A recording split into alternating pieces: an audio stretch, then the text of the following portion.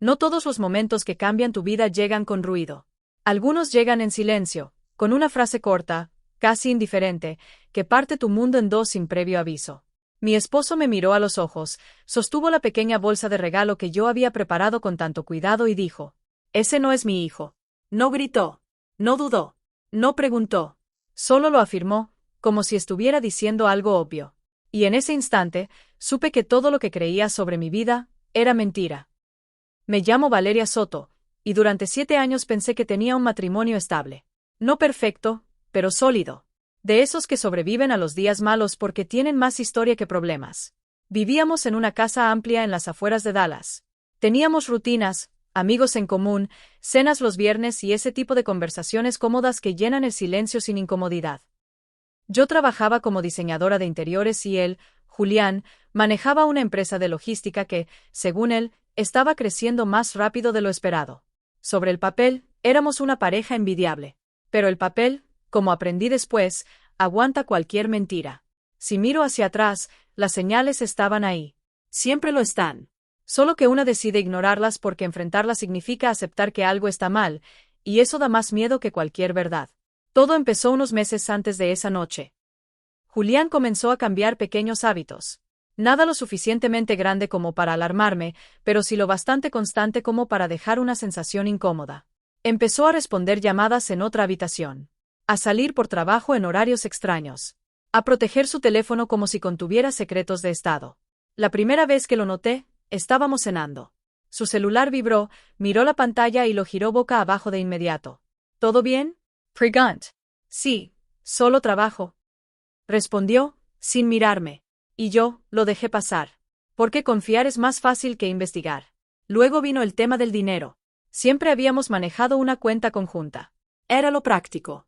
Pero de repente, comenzaron a aparecer movimientos que yo no reconocía. Cantidades pequeñas al principio. $200, $300. Luego más frecuentes. Cuando se lo mencioné, sonrió con esa calma que siempre me tranquilizaba. Gastos del negocio, amor. A veces tengo que mover dinero rápido. Y otra vez, le creí. Porque el problema no es que te mientan.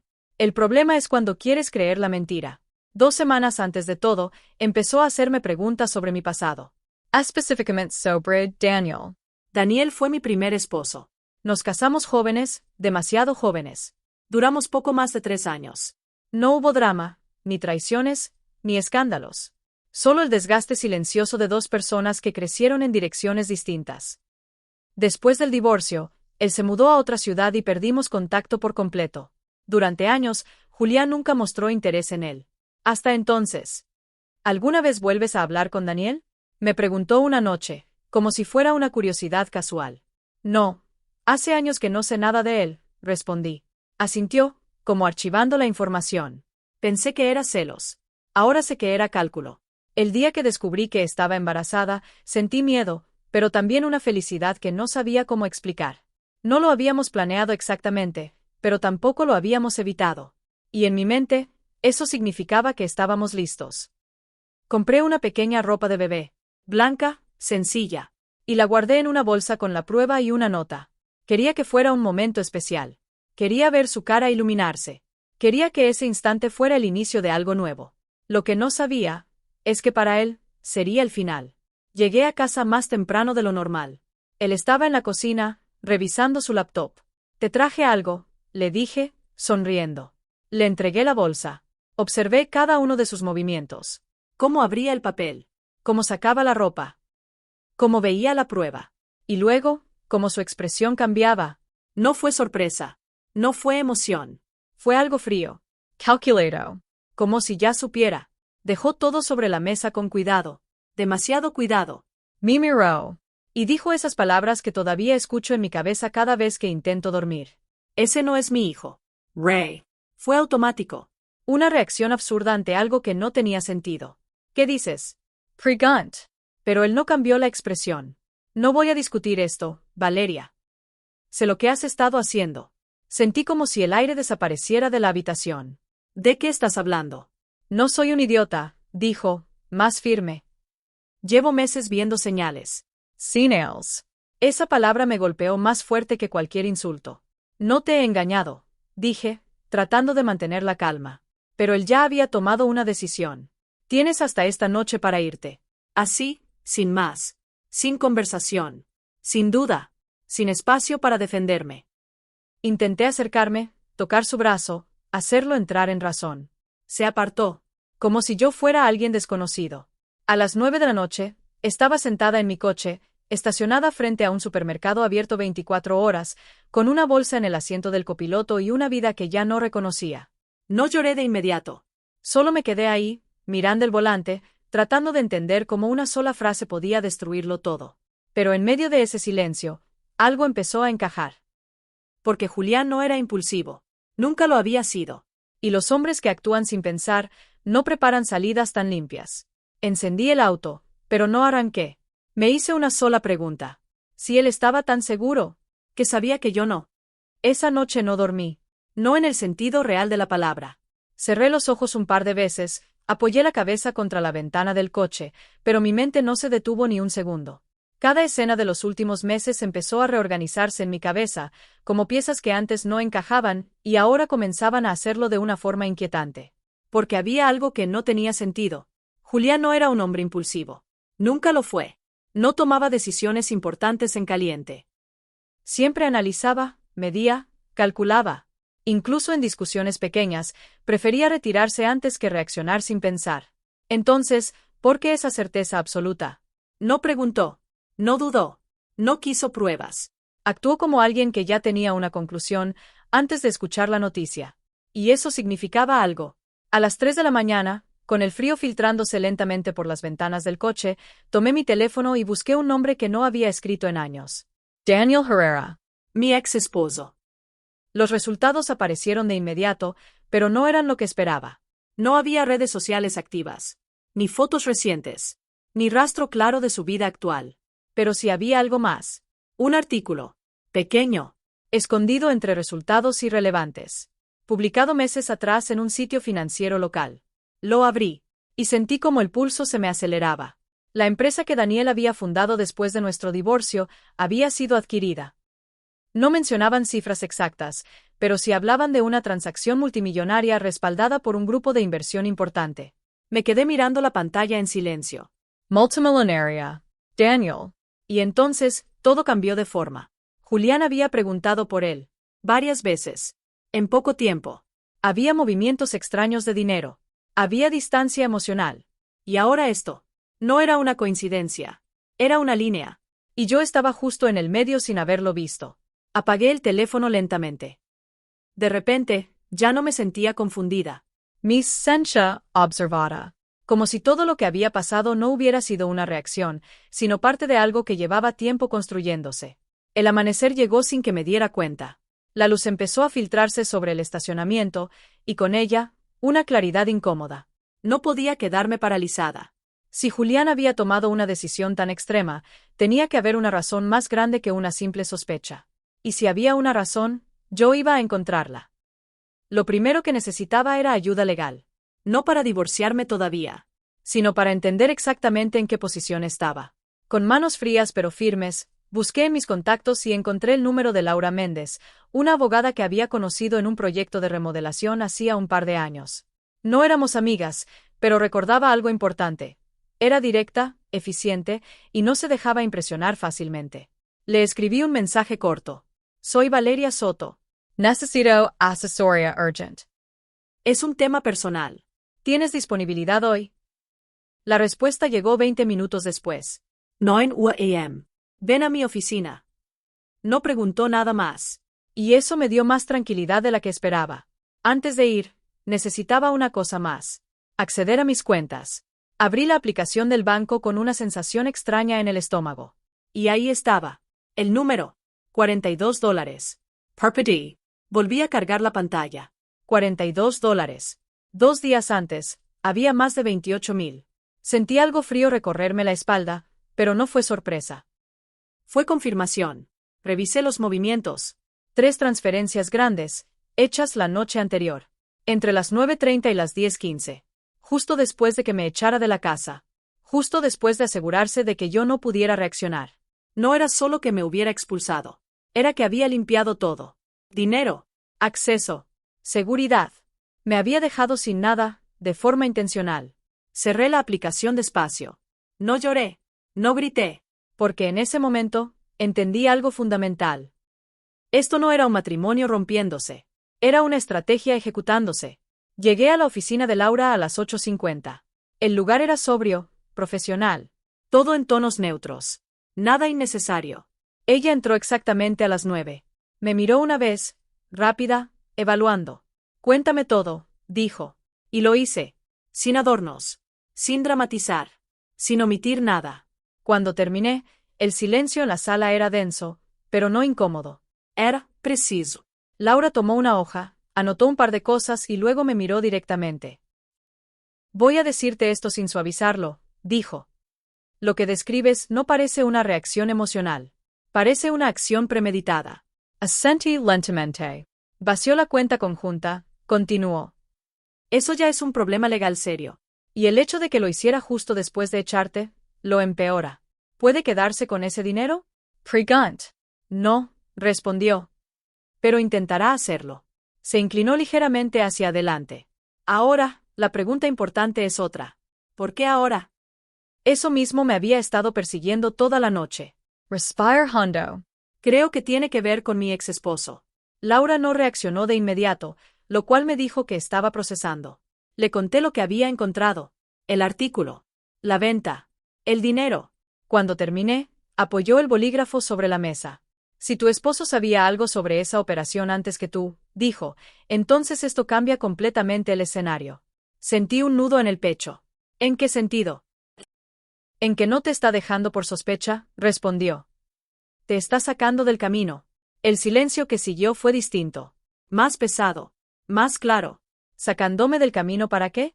Laura me sostuvo la mirada. Para asegurarse de que, cuando ese dinero aparezca formalmente, tú no estés en posición de reclamar nada como parte del matrimonio. Y ahí estaba. La pieza que faltaba. No era celos. No era traición. Era dinero. Y yo, había sido un obstáculo. Durante unos segundos no dije nada. No porque no entendiera lo que Laura acababa de decir, sino porque lo entendí demasiado bien. Cuando alguien te traiciona por emoción, hay caos. Hay errores. Hay impulsos.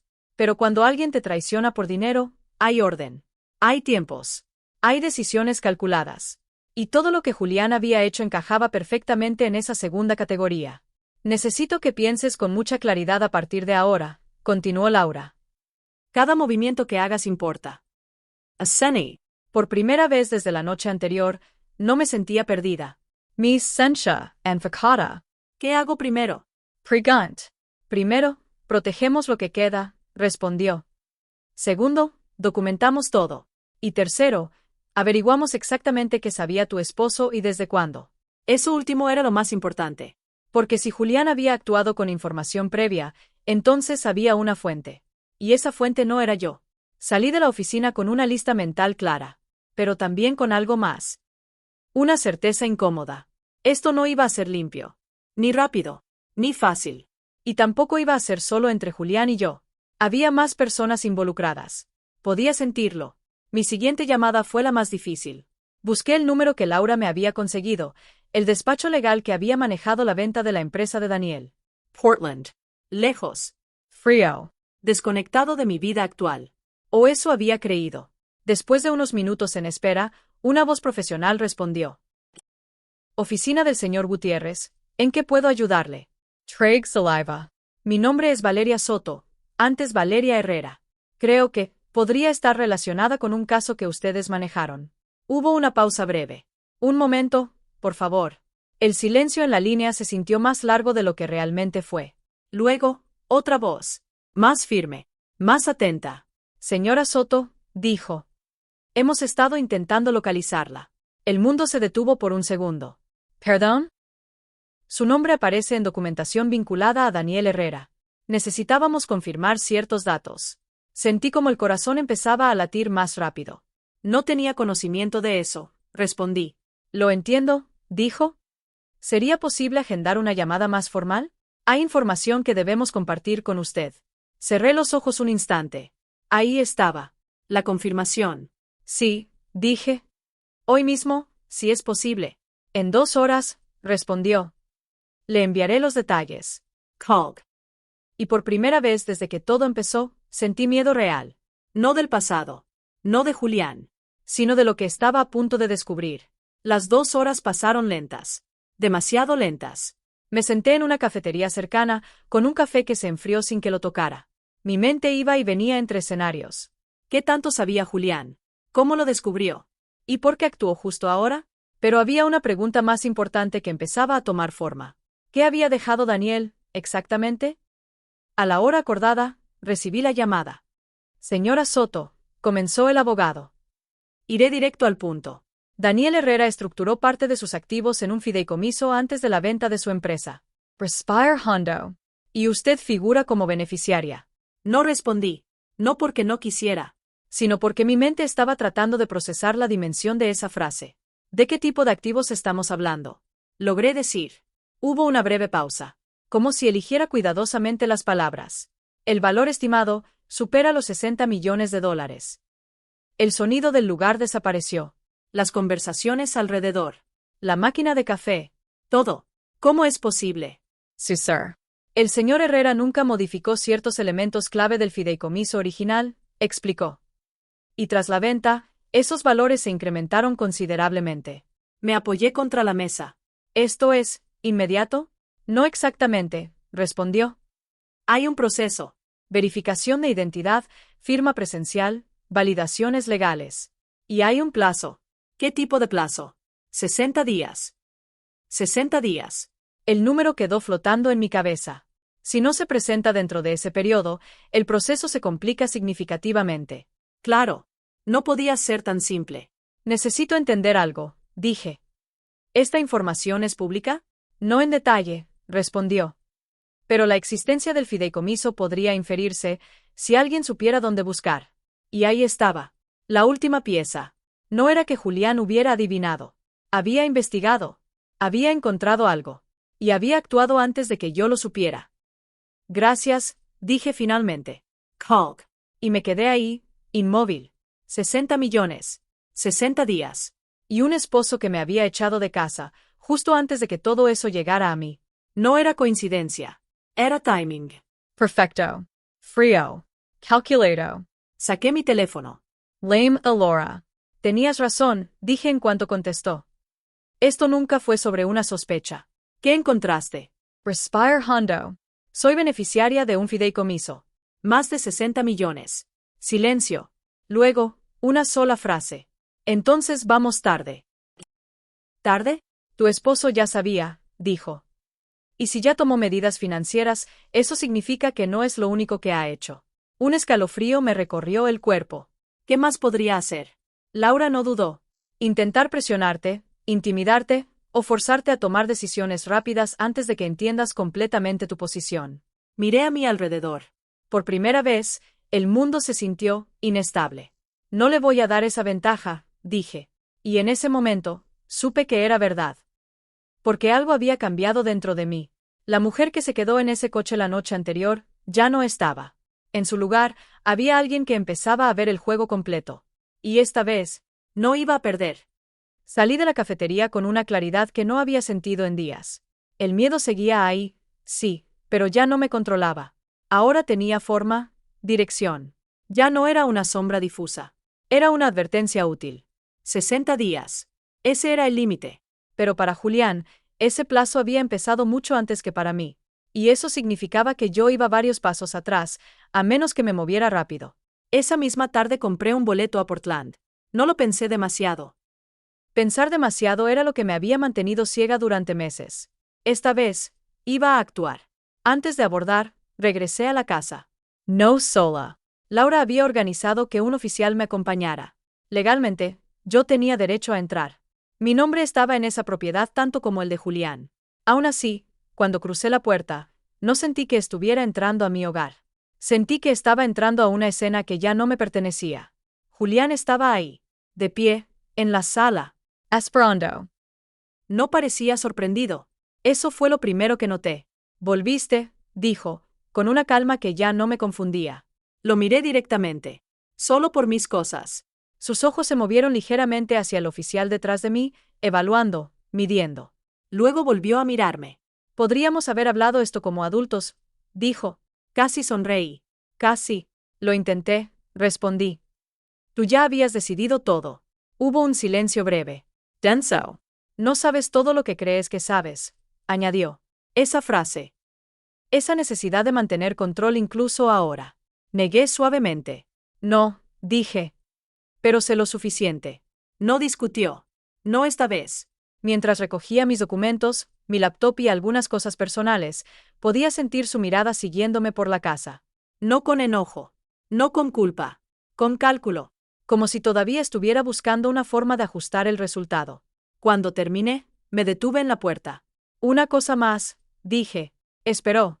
La prueba de paternidad, continué. La voy a hacer. Sus ojos se tensaron apenas. Ahí estaba. La primera grieta real. No es necesario, respondió rápido. Para mí sí. Lo sostuve con la mirada unos segundos más.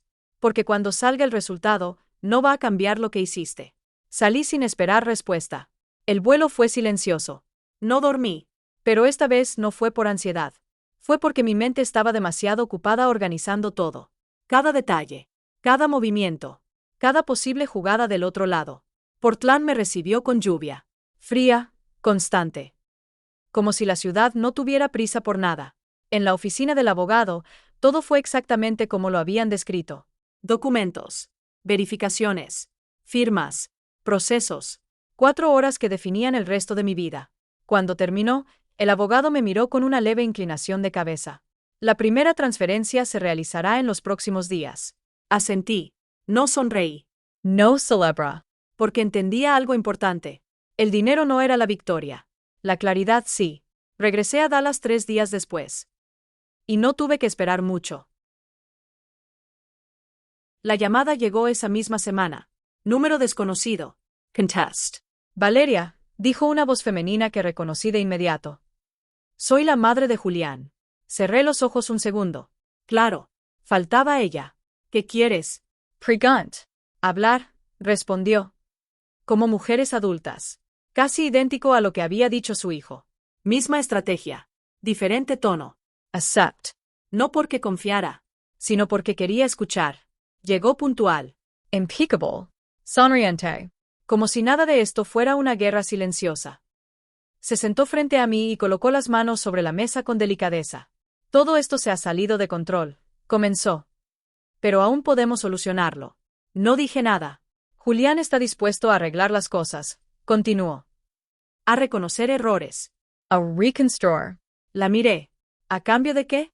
Una pausa mínima. Dejar atrás ciertos temas innecesarios. Ahí estaba. ¿El dinero? Pregunté directamente. Su sonrisa no desapareció. Pero cambió. Ese asunto solo ha complicado todo. Negó lentamente. No, dije. Ese asunto reveló todo. El silencio entre nosotras se volvió más frío. Estás cometiendo un error, añadió. Podrías tener una familia. La tengo, respondí.